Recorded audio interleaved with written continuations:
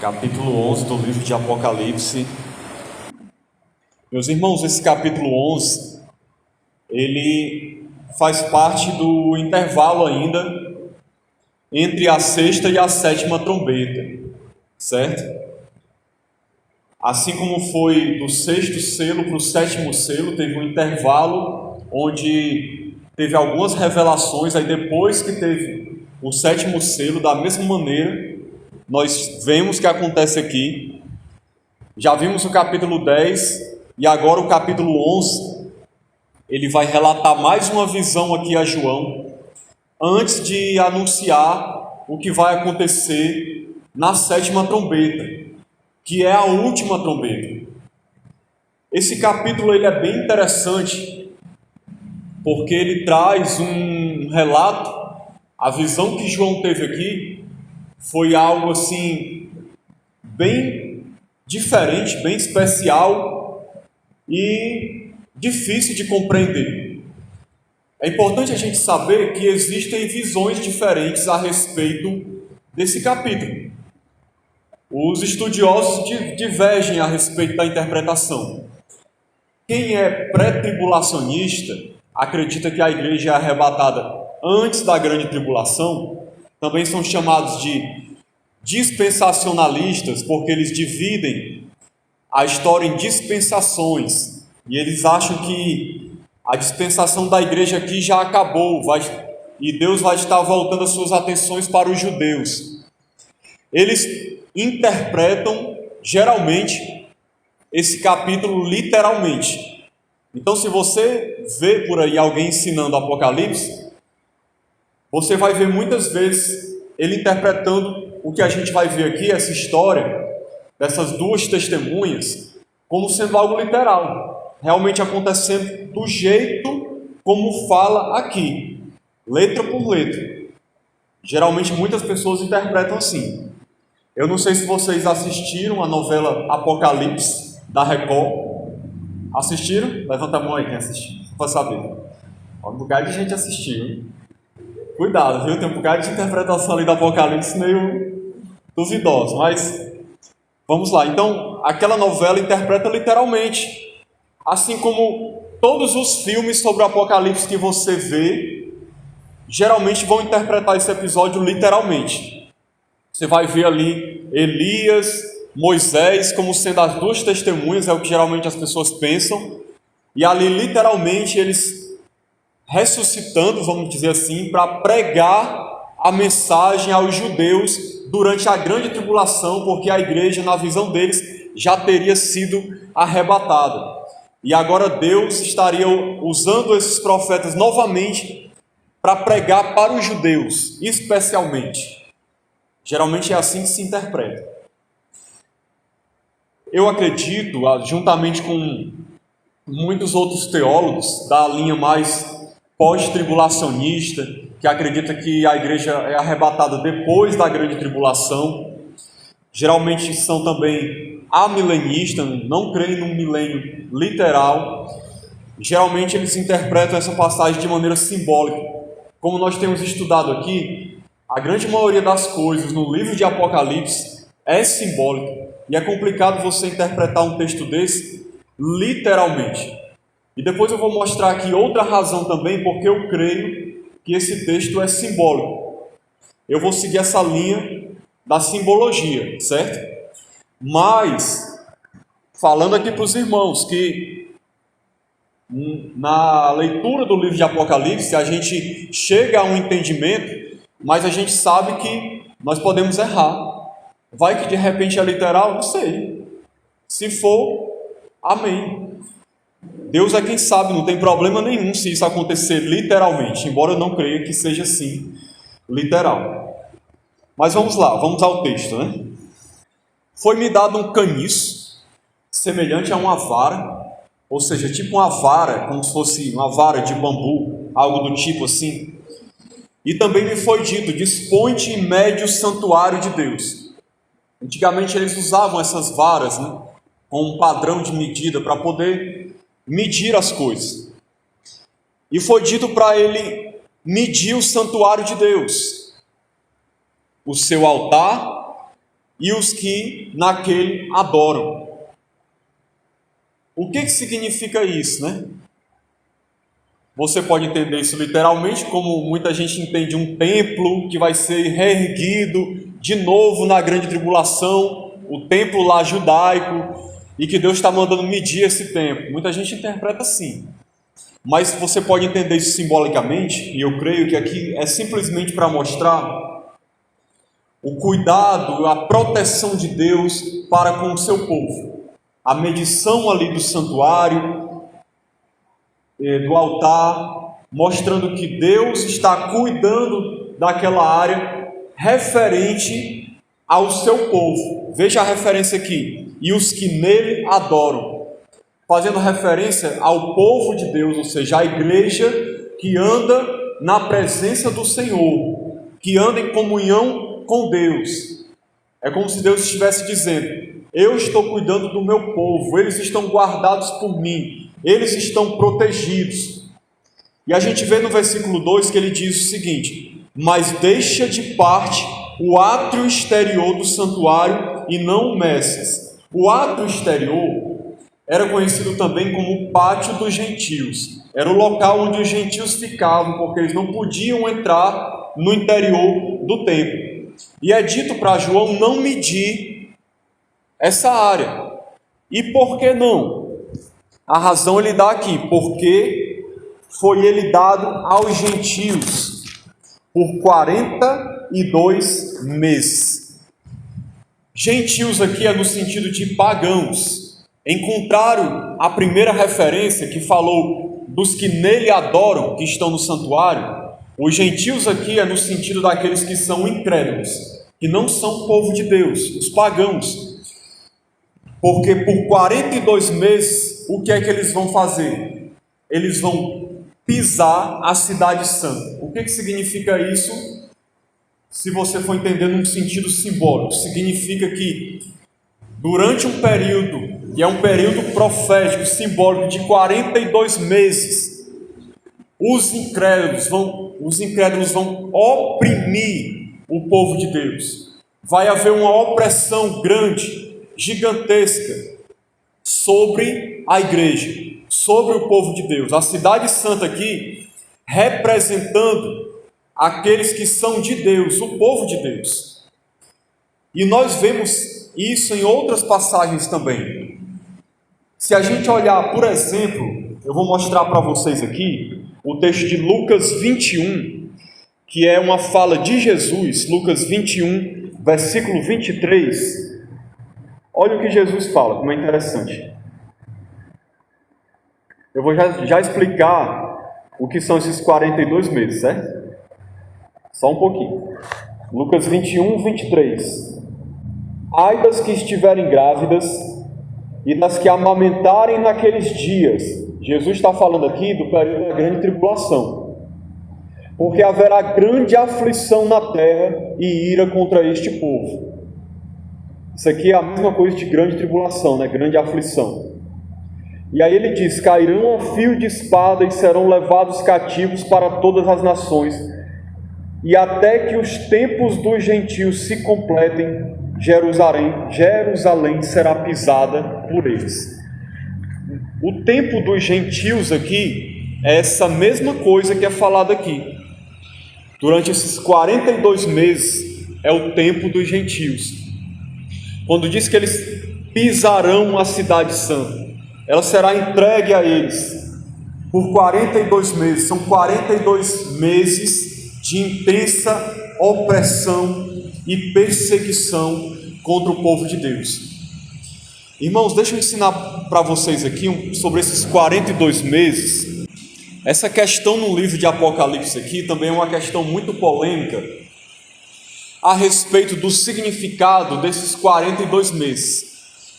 Esses 42 meses, há momentos em que é falado um tempo, 2 tempos e metade de um tempo. Às vezes é falado 3 dias e meio. Às vezes é falado 1260 dias. Todas essas referências se referem à metade de um tempo completo. metade de um tempo completo. Por quê?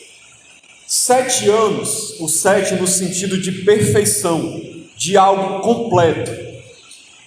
É um tempo profético, esse tempo que é falado no livro de Apocalipse. Preste bem atenção para você entender isso, porque é muito importante nesse capítulo 11, 12 e 13 você entender esse sentido desse tempo profético. Então o 7 ele representa algo completo, perfeito, um tempo completo. 42 meses são 3 anos e meio, ou seja, a metade de um tempo profético. Então, esse tempo de 7 anos, na verdade, é uma simbologia. É o tempo que vai desde a primeira vinda de Jesus até a sua segunda vinda. Esse tempo todo representa o tempo do fim. É um tempo profético, um tempo completo, que é falado como se fosse 7 anos. Tem gente que vai entender esse tempo de 7 anos como sendo o número exato de duração da grande tribulação. Eles se baseiam isso numa interpretação das 7 semanas de Daniel. Eu não vou entrar nesse assunto aqui porque teria que ser uma pregação toda para falar dessas 7 semanas de Daniel. Mas eu não acredito que a grande tribulação vai durar 7 anos. Geralmente essa visão literal é a visão dos pré-tribulacionistas, dispensacionalistas, que interpretam tudo no livro de Apocalipse, literalmente. E a gente vai ver aqui que essa referência de 7 anos tem 3 anos e meio que são de paz, de vitória da igreja, onde a igreja prevalece. Então, e 3 anos e meio, metade do tempo, certo? Não é literal. Os outros 3 anos e meio é o tempo onde prevalece o domínio do anticristo. Um tempo de grande opressão. Então, como é que foi dividido para os irmãos entenderem? Eu vou mostrar isso aqui no livro, certo? Enquanto a gente for estudando. E vocês vão perceber também no capítulo 12 e 13. Como eu disse, esses 7 anos vêm desde a primeira vinda até a segunda vinda. Os primeiros 42 meses ou 3 anos e meio, eles se referem ao período que vai desde a primeira vinda até a vinda do anticristo. É o tempo da pregação do evangelho, do triunfo da igreja, o tempo do cavaleiro branco que saiu vencendo e para vencer, que a gente viu lá no primeiro selo. É o tempo em que a igreja vai estar triunfante sobre a terra.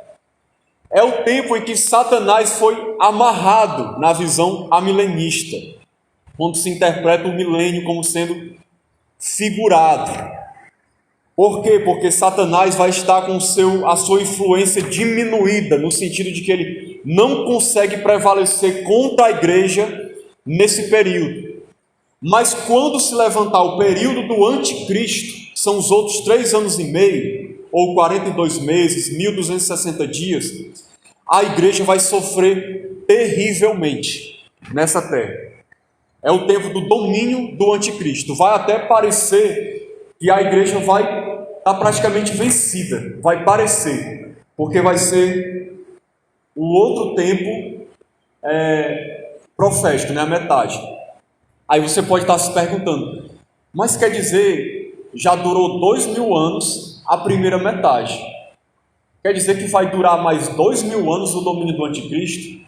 Nós temos que entender o que Jesus disse lá nos evangelhos, que esses últimos dias vão ser abreviados, porque se eles não fossem abreviados, por causa dos escolhidos de Deus, ninguém suportaria, ninguém aguentaria. Tão grande que vai ser a perseguição. Então, a outra metade final vai ser grandemente encurtada. Agora, quanto tempo vai ser? Não dá para saber. Mas vai ser um tempo bem menor, certo? Então, irmãos, dada essa explicação, que eu tinha que explicar isso, porque isso aqui aparece constantemente. Eu vou mostrar para vocês aqui algumas referências quando fala desses tempos, certo? A gente vai ver alguns aqui no capítulo 11, eu vou mostrar aqui no 12 e no 13, só para vocês verem e entender um pouco melhor. Capítulo 12, versículo 6 diz assim: a mulher, porém, fugiu para o deserto, onde lhe havia Deus preparado lugar para que nele a sustentem durante 1260 dias, ou seja, os mesmos 42 meses ou 3 anos e meio. É o tempo em que a mulher vai ser sustentada no deserto, ou seja, aqui é uma referência à igreja sendo protegida por Deus durante o tempo da pregação do Evangelho, durante 1260 dias. Capítulo 12, versículo 14 diz: E foram dadas à mulher as 2 asas da grande águia, para que voasse até o deserto, ao seu lugar, aí onde é sustentado durante um tempo, tempos e metade de um tempo, fora da vista da serpente. Olha, guarde isso aí que está dizendo, ó. Fora da vista da serpente. Nessa primeira metade desse tempo profético, desses 3 anos e meio, que ele fala aqui um tempo, tempos e metade de um tempo, são 3 tempos e meio. A igreja é preservada, que a mulher, fazendo uma referência à igreja, preservada fora da vista da serpente. O diabo não vai conseguir triunfar sobre a igreja durante esse tempo, que é da primeira vinda de Cristo até o tempo do anticristo. Só que você vê que no capítulo 13, versículo 5, diz o quê? Olha aí, ó, capítulo 13, versículo 5. Falando aqui do anticristo, da besta que emerge do mar. A gente ainda vai ver, eu estou só adiantando aqui para os irmãos poderem entender. Foi-lhe dada uma boca que proferia arrogâncias e blasfêmias e autoridade para agir, quanto tempo? 42 meses. Isso aqui é a segunda metade desse tempo profético. Aí olha o que vai acontecer. Foi-lhe dado também que pelejasse contra os santos e os vencesse. Lembra que no primeiro período a igreja estava fora da vista da serpente. Mas aqui o anticristo foi dado a ele, que ele vencesse os santos, em certo sentido. Deu-se-lhe ainda autoridade sobre cada tribo, povo, língua e nação.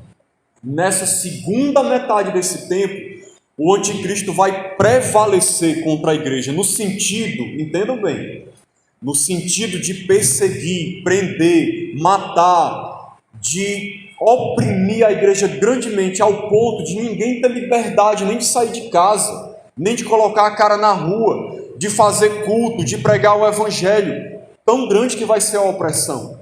É nesse sentido. O diabo não consegue fazer isso nessa primeira metade, ele não faz, porque é o tempo do cavaleiro branco, que saiu vencendo e para vencer. A pregação do evangelho vai alcançar o seu objetivo. A igreja vai cumprir o seu objetivo na terra. Mas na segunda metade desse tempo profético é perseguição intensa e feroz, ao ponto de dizer que o anticristo vai vencer. Eu me detive um pouco aqui, irmãos, nessa explicação, porque é muito importante a gente entender isso aqui para entender o que está sendo narrado no livro. Senão a gente fica perdido. Que tempo é esse? O que está acontecendo aqui? Quando é que vai ser isso? Então eu acho que deu para os irmãos terem uma ideia aproximada. Então não tem como você interpretar esse tempo como sendo os 7 anos da grande, dizendo que é 7 anos na grande tribulação. Porque na tribulação vai ser só perseguição. E você vê que na metade desse tempo a igreja triunfa. Então não, a metade primeira não é na grande tribulação. É o tempo que a gente está vivendo hoje entre a primeira vinda de Jesus e a vinda do anticristo. É a primeira metade. Certo? Se alguém tiver dúvidas, depois me pergunte que eu tento explicar melhor. Certo? Mas vamos continuar o texto aqui para a gente ver. Darei as minhas 2 testemunhas, olha o que diz, darei as minhas 2 testemunhas que profetizem por 1260 dias, vestidas de pano de saco. Olha o que disse de novo aqui, ó. As 2 testemunhas vão profetizar por 1260 dias. É a primeira metade desse tempo profético. Isso significa o quê? Que essas 2 testemunhas vão prevalecer, a sua pregação vai ser concluída. Eles vão ser vitoriosos nessa primeira metade. Então, não se refere a algo que vai acontecer na grande tribulação. Na grande tribulação, a igreja não vai conseguir nem pregar, ninguém não vai conseguir nem sair de casa praticamente. A perseguição vai ser intensa, mas essas duas testemunhas vão profetizar. A gente vai ver aqui com autoridade e poder durante esses 1260 dias, que é o primeiro tempo. Livremente, vão triunfar mesmo, vão vencer. Agora, quem são essas duas testemunhas? É a grande questão. Como eu disse, tem gente que acha que é Elias e Moisés, pelo que vai ser relatado depois. Tem gente que acha que é Elias e Enoque, interpretando literalmente. Eu creio, irmãos, que é uma referência à igreja de Jesus. A igreja da antiga e da nova aliança. A antiga representada pelos judeus do tempo presente, convertidos a Cristo, juntamente com os gentios. Formam o povo de Deus no presente agora. Por que duas? Talvez uma referência ao fato da igreja ser formada de judeus e gentios. Muitas vezes é falado da igreja assim. Ao fato, talvez, de Jesus mandar os seus discípulos de dois em dois. Os discípulos são relatados dessa maneira. Também parece ser uma referência ao texto lá de Zacarias 4, quando fala das duas oliveiras, porque aqui fala, mais na frente, versículo 4, que são estas as duas oliveiras. É o mesmo jeito como é narrado lá em Zacarias 4, falando de Zorobabel e Josué, que também é um livro profético. Então pode ser uma referência àquele texto. Porque que muitos acreditam, eu acredito também que aqui é uma referência à igreja de Jesus. Porque fala de candeeiros, fala de dois candeeiros que se acham em pé diante do Senhor da terra. Então, muito claramente, parece ser uma referência simbólica à igreja de Cristo, no tempo presente, depois da primeira vinda, pregando o evangelho, profetizando sobre a terra. E não duas pessoas literalmente pregando na grande tribulação, que é o que muita gente acha. Mas como eu mostrei para vocês, esse período que fala aqui, onde eles estão pregando, não é na grande tribulação. Porque na grande tribulação, quem prevalece é o anticristo. Não vai ter liberdade de pregação, como a gente vê eles tendo aqui. Então, o fato de profetizarem com liberdade se refere à livre pregação do Evangelho. Como eu disse, ao que é narrado no primeiro selo, o cavaleiro branco saiu vencendo e para vencer.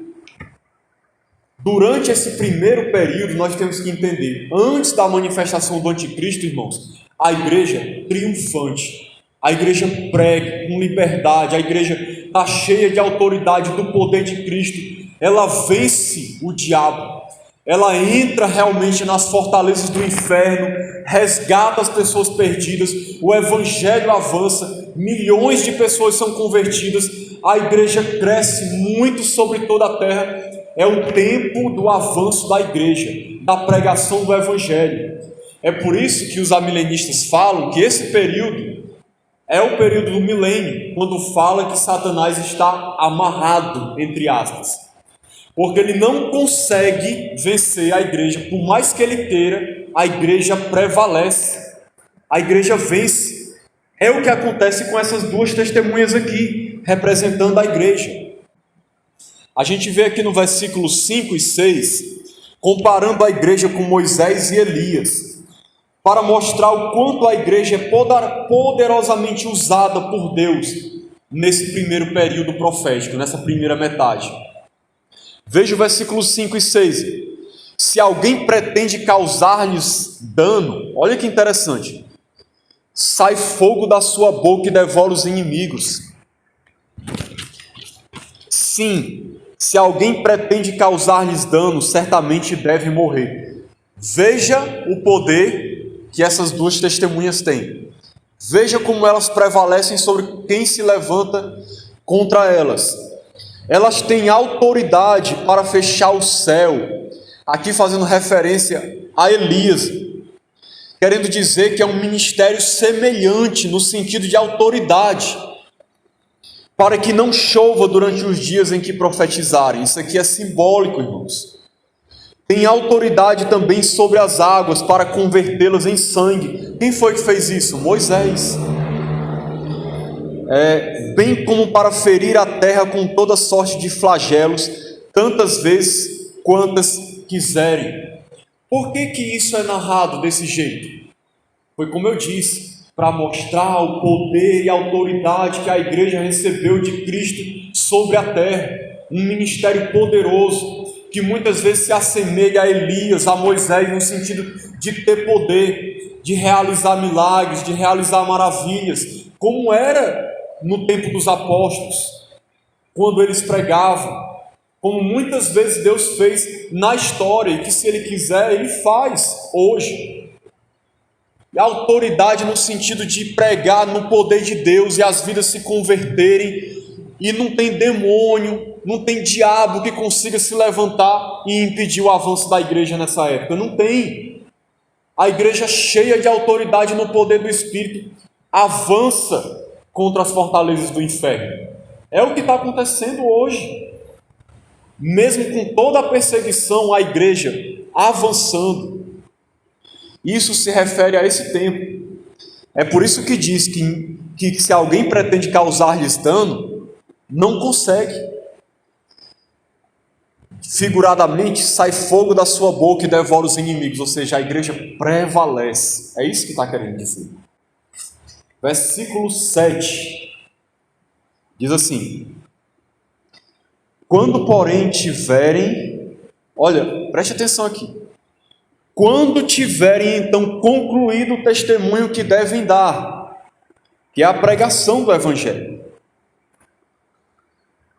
a besta que surge do abismo pelejará contra eles. Que besta é essa? Eu li até o versículo para vocês já, no capítulo 13. É o anticristo.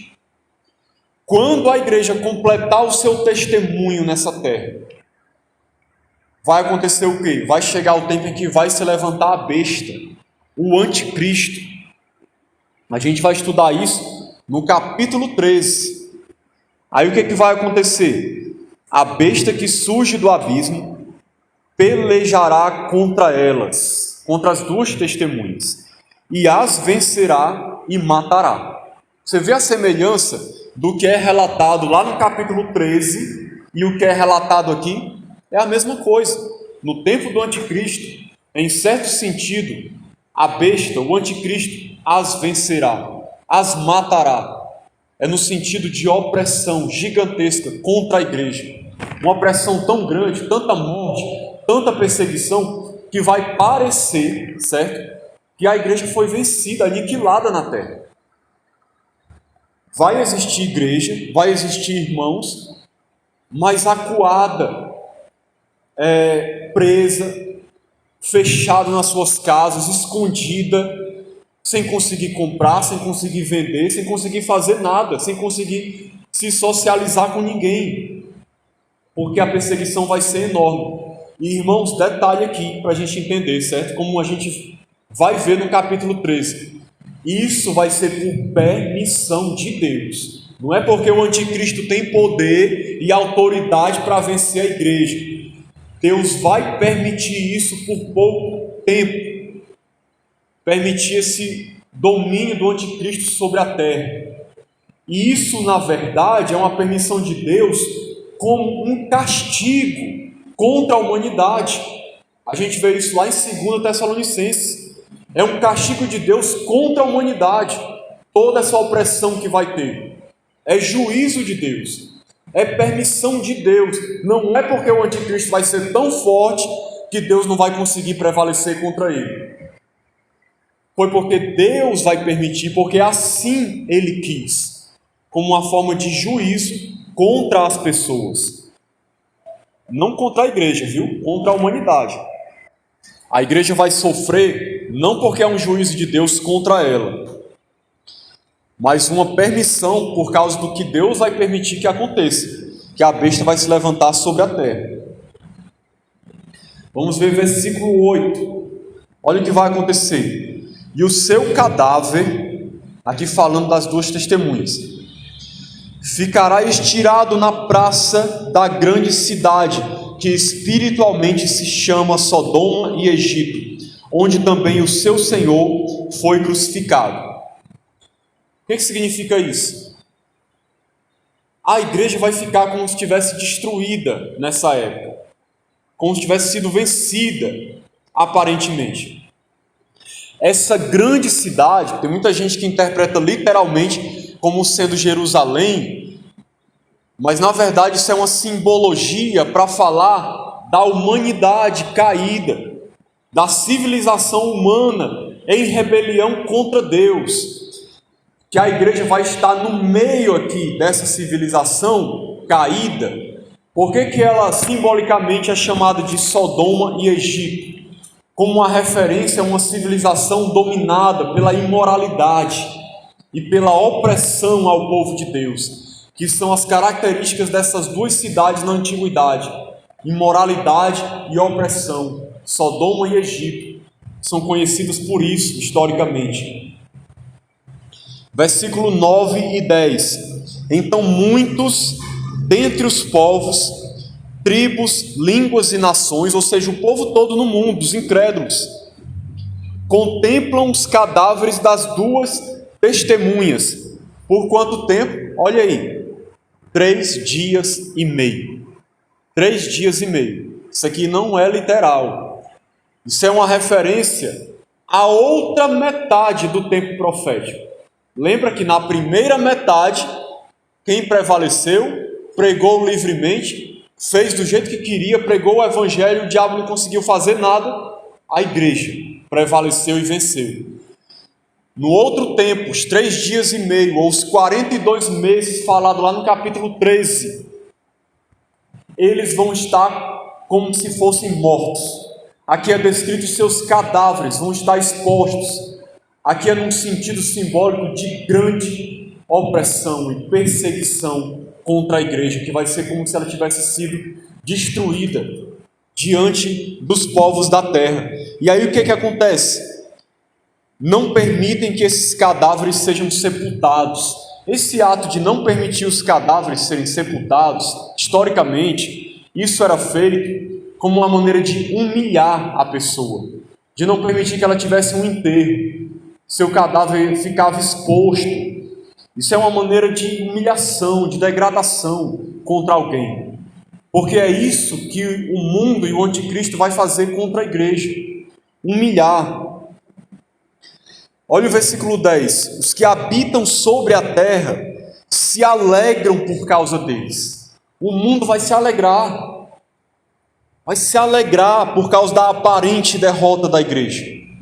Realizarão festas e enviarão presentes uns aos outros, porquanto esses 2 profetas atormentaram os que moram sobre a terra. Olha como é que descreve aqui: atormentaram os que moram sobre a terra. Porque isso aqui é como as pessoas viam esses 2 profetas, ou seja, a igreja. É como a igreja é vista pelo mundo. O mundo vai festejar, vai se alegrar, os ímpios, nesse tempo da grande tribulação, vão achar o máximo, vão ficar falando, se regozijando, compartilhando uns com os outros, festejando. Olha, acabamos com aqueles crentes, cadê aquela igreja pregando, cadê aqueles irmãos falando de Jesus, cadê alguém lendo a Bíblia? Não tem mais, estão tudo morto aí, tudo sendo perseguido, tudo preso. Nós vencemos, se acabou esse povo. Vão estar se alegrando, festejando, achando o máximo, porque para eles a pregação do evangelho era um tormento. Eles viam como um tormento, algo que incomodava. Por isso que eles vão se alegrar grandemente quando virem a igreja sofrendo na grande tribulação, sofrendo terrivelmente. E aí versículo 11 e 12. Olha o que acontece. Graças a Deus, o versículo 10 aqui não é o final da história. Mas depois dos 3 dias e meio, ou seja, no final desse período, final da grande tribulação, o que acontece?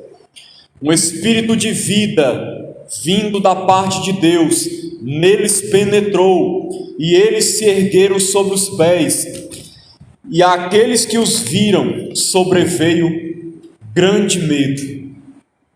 E as duas testemunhas ouviram grande voz vinda do céu, dizendo-lhes: subi para aqui, ou seja, sobe para cá. E subiram ao céu numa nuvem, e os seus inimigos as contemplaram. Isso aqui, irmãos, é uma referência ao fato de que depois da grande tribulação, a igreja será arrebatada. Depois de todo esse tempo de perseguição e aparentemente derrota, o que vai acontecer? No final da grande tribulação, aqui não é dito isso claramente, mas é o que vai acontecer. O Senhor vem para levar a sua igreja para o céu, para a igreja ressuscitar, ser arrebatada para se encontrar com o Senhor nos ares, levada entre nuvens, ressuscitar e estar na presença do Senhor. E aí os inimigos vão ver, vão contemplar isso. Por quê? Porque aqueles que não vão ser arrebatados, eles vão ver esse acontecimento. Não vai ser secreto como muita gente ensina. Tipo assim, de repente, sumiu, ninguém viu nada, o que foi que aconteceu? Não é assim que é relatada a volta de Jesus. A volta de Jesus é relatada como algo visível, glorioso, barulhento, que o mundo todo vai ver e vão ver a igreja subindo para o céu. É isso que vai acontecer. Vão estar tudo festejando, se alegrando, mas vão ver a igreja subindo triunfante para se encontrar com o Senhor glorificado e subindo glorificado para se encontrar com o Senhor no céu. Amém? Glória a Deus por isso. Uma referência mais clara a isso, você encontra, por exemplo, em Mateus 24, do 29 ao 31, quando Jesus diz: logo em seguida a tribulação daqueles dias, aí ele fala que enviará os seus anjos para recolher os seus escolhidos dos quatro cantos da terra. É a mesma coisa que é relatada lá em 1 Tessalonicenses capítulo 4, que dada a sua palavra de ordem, ouvida a voz do arcanjo e ressoada a trombeta de Deus, nós subiremos, primeiro os mortos, depois nós subiremos para se encontrar com o Senhor nos ares. É esse mesmo evento aqui que está sendo relatado de maneira simbólica. Mesmo evento, a mesma coisa. E aí o versículo 13 vai dizer: naquela hora houve grande terremoto e ruiu a 10ª parte da cidade, e morreram nesse terremoto 7.000 pessoas, ao passo que as outras ficaram sobremodo aterrorizadas e deram glória ao Deus do céu. O que significa isso? Irmãos, a volta de Jesus, aqui, como nós vemos, o momento do arrebatamento é o momento da volta do Senhor. Toda essa história aqui das duas testemunhas é relatando simbolicamente a história da igreja na terra, desde a primeira vinda até o que vai acontecer na segunda vinda do Senhor. É um resumo da história da igreja relatado de maneira simbólica. Esse último evento aqui relata o que acontece na hora da volta de Jesus. A volta de Jesus, muitas vezes você vai ver sendo relatada como um momento que traz destruição gigantesca sobre a terra. Esse terremoto aqui que acontece é relatado em outras passagens também. Você vê, por exemplo, o versículo 19, no mesmo capítulo aqui, fala que abriu-se o santuário de Deus, aí lá no final diz que sobrevieram relâmpagos, vozes, trovões, terremoto e grande saraivada. Lá no capítulo 18, só para você poder ver, 16, 18, fala assim: sobrevieram relâmpagos, vozes e trovões, e ocorreu grande terremoto como nunca houve igual desde que há gente sobre a terra. Tal foi o terremoto forte e grande. Aqui falando do momento final, na volta de Cristo, quando a grande Babilônia vai ser destruída. Aí fala desse terremoto, que também é falado lá no capítulo 6, versículo 12. Eu estou mostrando para você, só para você juntar as peças do quebra-cabeça, certo? Do livro de Apocalipse. Capítulo 6, versículo 12. Lá no sexto selo, que é no final de tudo, diz assim, né? Vi quando o cordeiro abriu o sexto selo e sobreveio grande terremoto. E aí fala de outros sinais, né? Que o sol se tornou negro como um saco de crina, etc. Ou seja, esse grande terremoto sempre é falado quando é associado à volta de Jesus. E aí é falado aqui também nesse texto, para mostrar que é um sinal da vinda do Senhor para destruir tudo. Quando fala que dessas 7.000 pessoas, é para dizer que muita gente vai morrer nessa hora, imediatamente, com essa destruição. E os que não morrem vão morrer depois de outro jeito, porque na volta do Senhor, os que não vão ser arrebatados vão morrer todos. Todos vão morrer nesse momento da volta do Senhor. E depois eles vão receber novos corpos não glorificados para ser julgado pelo Senhor, certo? Quando fala aqui essa questão de que deram glória ao Deus do céu, eu creio, na minha opinião, certo, que isso provavelmente é uma referência não ao fato de que eles vão ser salvos, porque aqui a igreja já foi arrebatada, não tem mais salvação não. Quem creu, creu, quem não creu, não creu, não crê mais. Esse, como diz lá na parábola das virgens, depois que o Senhor volta e leva a sua igreja e fecha a porta, acabou-se. Por que eles dão glória? Lá em Filipenses fala que na volta do Senhor, todo joelho se dobrará, toda língua confessará que Jesus Cristo é o Senhor. Isso não significa que todo mundo vai ser salvo, mas significa que a glória da manifestação da vinda de Cristo é tão grande que todo mundo vai se dobrar diante dele e reconhecer o seu senhorio. E, em certo sentido, vai dar glória ao seu nome e reconhecer ele como o Senhor de toda a terra. Isso não significa necessariamente salvação. Versículo 14 diz: passou o segundo ai, e eis que sem demora vem o terceiro ai. O segundo ai foi a sexta trombeta, certo? O primeiro ai foi a quinta trombeta, o segundo ai foi a sexta trombeta.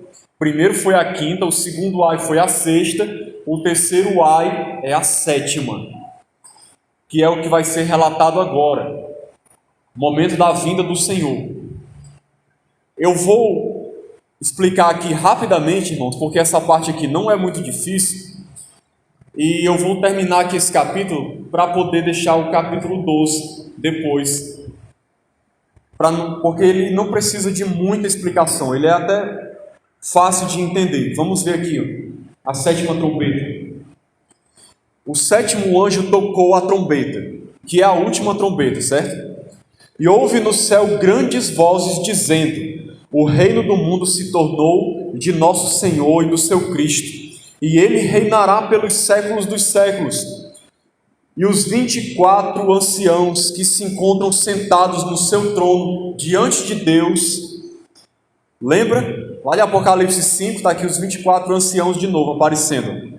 Prostraram-se sobre o seu rosto e adoraram a Deus. Irmãos, sétima trombeta aqui nós vemos claramente, é o final de tudo. É a volta de Jesus. É a volta do Senhor. Nós vemos aqui pela descrição. Agora preste atenção numa coisa. Nós estamos em que capítulo aqui? É o final do livro, é? Capítulo 11. Por que está terminando tudo aqui? Jesus já está voltando. Você deve ter lembrado que a gente explicou a questão dos ciclos no livro de Apocalipse. Isso aqui é o término de mais um ciclo, onde a volta do Senhor é relatada novamente, para começar um outro ciclo no capítulo de 12, contando novamente a história entre a primeira e a segunda vinda, certo? Se a gente não entender essa questão dos ciclos no livro de Apocalipse, a gente se perde todo, porque você vai ver Jesus voltando aqui, e aí vai pensar, como é que pode? Jesus vai voltar quantas vezes? Eu estou no capítulo 11 ainda, já voltou umas 3, a pessoa não vai entender nada. Então, irmãos, aqui fala do reinado de Deus e de Cristo, que vai começar na volta do Senhor. O reino, no sentido pleno e completo, porque o Senhor já está reinando no céu, mas o reino de Deus não foi ainda instalado de maneira plena, completa. Nós ainda vemos em parte, desfrutamos em parte disso, não de maneira completa. Aqui, quando fala, é no sentido completo, total e pleno, certo? Esse texto aqui, na minha opinião, é uma prova clara do porquê que nós não vamos ter 1000 anos literais na Terra. Porque você vê que nessa 7ª trombeta é relatado já o final de tudo. O reino que vai ser instalado aqui vai durar quanto tempo? Versículo 15. Vai durar 1000 anos, na terra. Reinarão por quanto tempo? Pelos séculos dos séculos. Aqui é o reino eterno que está sendo instalado na volta de Cristo. Não é um reinado de 1000 anos para depois ainda ter uma outra volta de Jesus e Satanás se levantar de novo. Não, aqui é o final de tudo já. Depois da volta do Senhor já começa o estado eterno. É o seu reino. Você pode até ler depois. Vou ler aqui rapidamente 1 Coríntios 15, 23. Para poder ficar mais claro para os irmãos, 1 Coríntios 15, 23. Olha o que diz. Cada um, porém, por sua própria ordem, falando aqui do arrebatamento, certo? Cristo as primícias, depois os que são de Cristo na sua vinda. E aí acontece o que na vinda do Senhor? Versículo 24. E aqui é uma carta histórica, certo? Não é simbólico, não. E então virá o fim, quando ele entregar o reino ao Deus e Pai, quando houver destruído todo principado, bem como toda potestade e poder. Quando é que ele destrói os principados e as potestades? Na sua vinda. Não depois de 1000 anos ele vem, aí depois de 1000 anos ele vai destruir. Não, é na sua vinda. E ele entrega o reino ao Deus e Pai, ou seja, acabou tudo. Na sua vinda é o final de tudo, não tem mais nada. Depois, já é o estado eterno. Porque convém que ele reine, ou seja, ele já reina agora, até que haja posto todos os inimigos debaixo dos pés. O último inimigo a ser destruído é a morte. No momento da volta de Cristo, a gente vê lá em 1 Coríntios 15 também, versículos 54 e 55. A morte é vencida. Jesus volta, vence a morte, vence o diabo, vence todo mundo, e aí o seu reino eterno começa. É isso que está dizendo aqui nesse texto. E aí versículo 17 diz, dizendo: graças te damos, Senhor Deus Todo-Poderoso, que és e que eras, porque assumiste o teu grande poder, ou seja, assumiu totalmente, de maneira completa, e passaste a reinar. E aí versículo 18, na verdade as nações se enfureceram, ou seja, o mundo tinha se levantado contra Deus. Só que acontece o quê? No final, chegou porém a tua ira. O que é isso aqui? É o dia da vinda do Senhor, que vem com a ira de Deus, é o dia da ira. Chegou. Aí acontece o quê? Chegou porém a tua ira e o tempo determinado. Tempo determinado. Que tempo é esse que ele está relatando? O tempo da 7ª trombeta, o tempo que o Senhor volta. O que vai acontecer nesse momento da volta de Jesus? Aí ele vai relatar aqui agora. Vai acontecer o quê? Para serem julgados os mortos para se dar o galardão aos teus servos, os profetas, aos santos e aos que temem o teu nome. Quando é que vai ser o juízo final? Logo imediatamente depois da volta de Jesus. É nesse tempo que ele vem, é o dia da sua ira e também é o tempo dele julgar todo mundo. Por que a visão pré-tribulacionista e pré-milenista é errada, na minha opinião? Porque eles ensinam que a igreja vai ser julgada no início da grande tribulação. Jesus nem voltou ainda. Mas quando é o julgamento aqui? Na vinda do Senhor, no final. E eles ensinam que Jesus vai julgar os ímpios no juízo final, depois do milênio, depois de 1000 anos da volta de Jesus. Depois de 1000 anos da volta de Jesus, ele vai julgar os ímpios. Mas o julgamento aqui não é separado, é um julgamento só. E quando é que acontece? No momento da volta de Jesus. É o mesmo momento. Ele volta, destrói tudo, arrebata a igreja e logo depois instala o seu trono para o juízo final, para julgar todas as pessoas. Vai primeiramente julgar o seu povo, dar galardão, julgamento é para galardão, certo? Galardão aos seus servos, aos profetas, a todo mundo que teme ao Senhor, ou seja, a sua igreja. Ele vai julgar para distribuir as recompensas e depois vai julgar também os ímpios, tanto aos pequenos como aos grandes. E ele diz mais, para destruíres os que destroem a terra.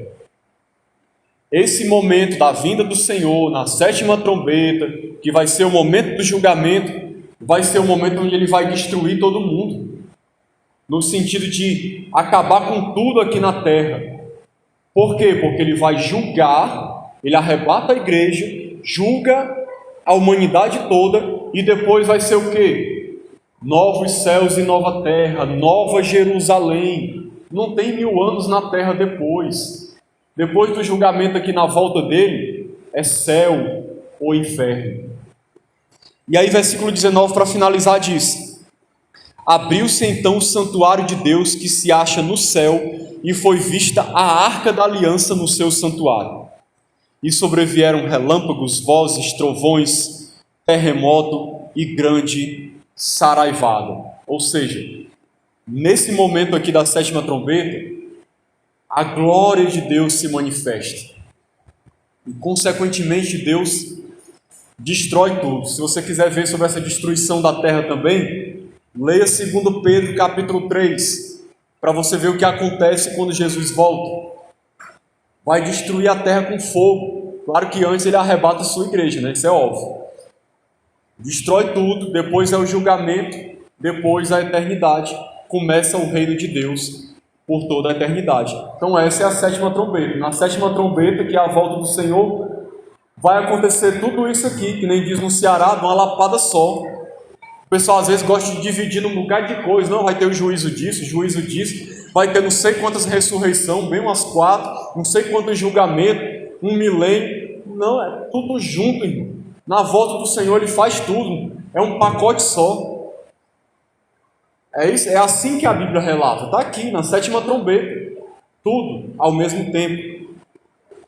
Então que Deus nos abençoe, nos dê entendimento, iluminação para compreender a sua palavra